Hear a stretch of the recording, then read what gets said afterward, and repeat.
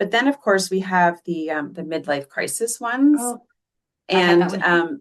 Yep. yeah, so, and there's three kind of that happen like very close to each other. So around 36, we've got the Pluto square Pluto, and then everybody knows about the Uranus.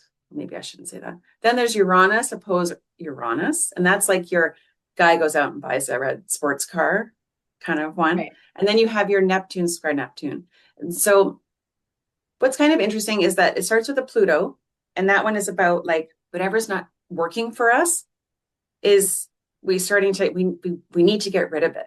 It's kind of uncomfortable and a bit, I don't know, but it's very internal.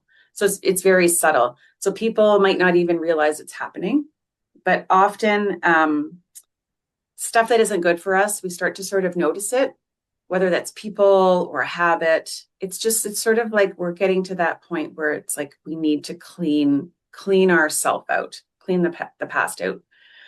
But then Uranus, okay, so Uranus is interesting because it squares itself at 20.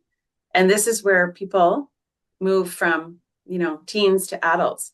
And so they have a lot of rebellion. I mean, you probably recognize that either in yourself or your kids.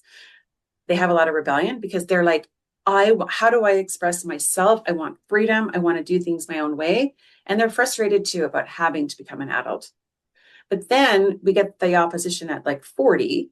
And that's when people are like, wow, like, what have I been doing?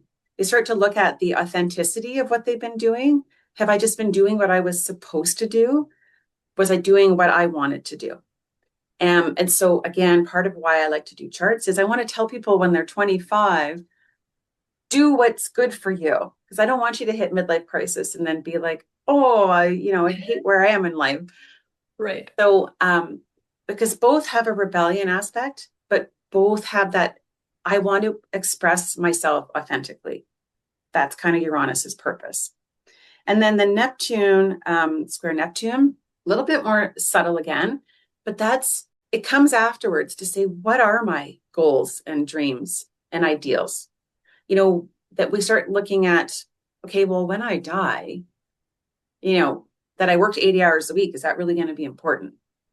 So we're looking at the deeper things because Neptune is all about like beliefs, mysticism, emotions, spirituality, right? So now we're not just focusing on material wealth. We start to look at our spiritual wealth.